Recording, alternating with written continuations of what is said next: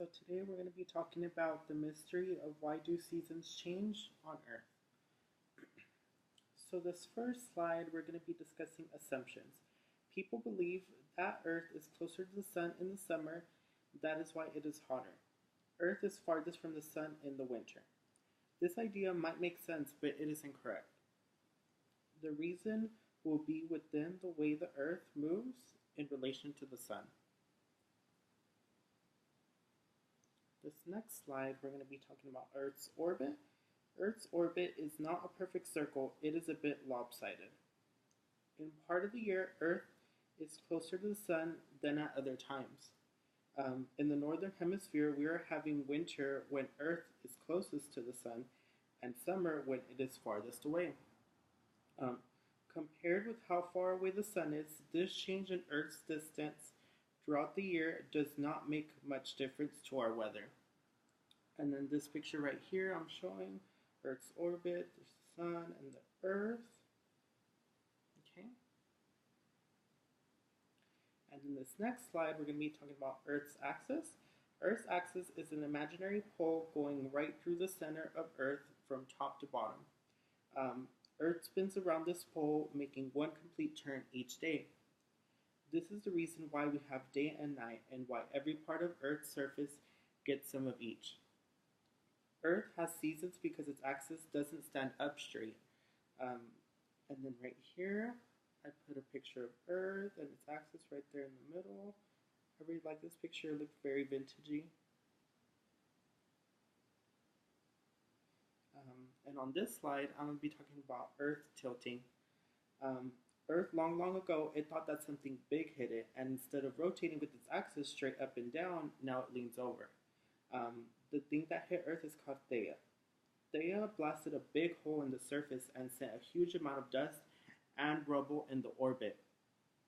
As Earth orbits the sun, its tilted axis always points in the same direction, okay? Throughout the year, different parts of Earth gets the sun's direct rays, which causes seasons. And then right here, I put a picture of Earth. Okay, and on this slide, it's important, I'm talking about the southern hemisphere and the northern hemisphere, okay? Sometimes it is the North Pole tilting towards the sun around June. Sometimes it is the South Pole tilting towards the sun around December.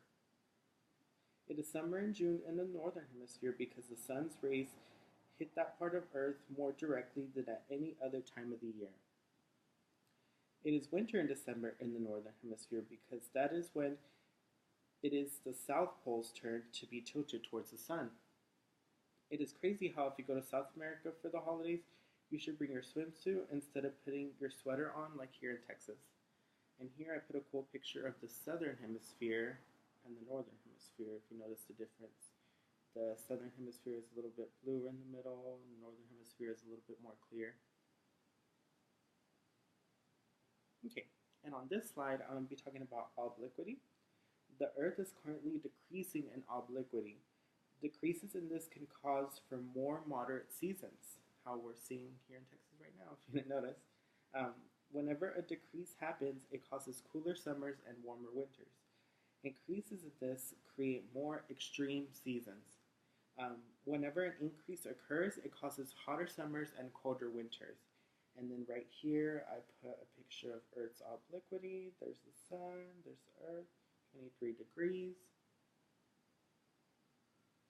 Okay, and on this slide, sorry, kind of long title, effect the Earth's tilt and subsequent seasons have on our length of daylight.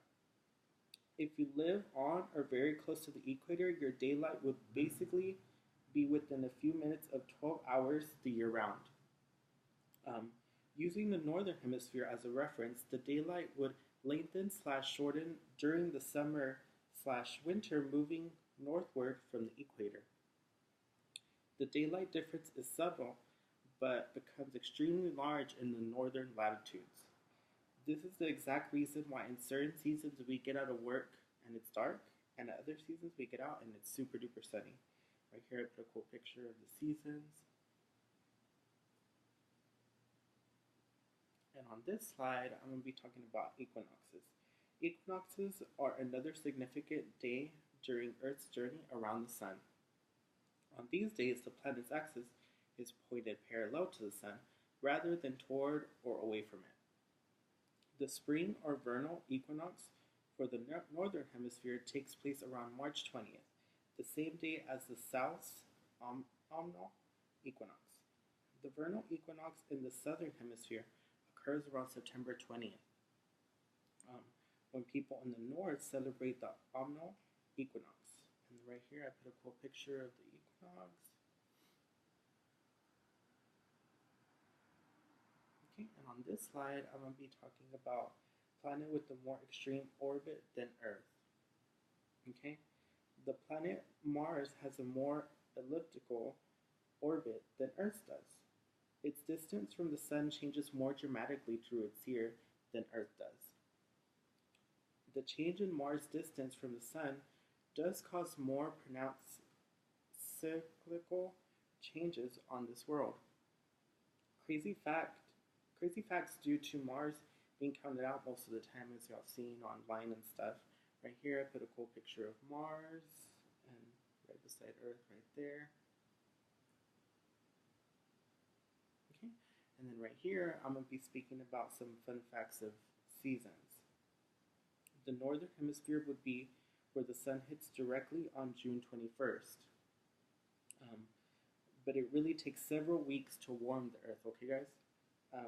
The temperatures change throughout the day as the sun rises in the sky. As with the seasons, even though the most direct, intense sunlight is at noon, the day often reaches its warmest temperature sometime early in the afternoon. The hottest place on record in North America is Death Valley, California, where it often reaches over 100 degrees and once reached 134 degrees or Fahrenheit on July 10, 1913.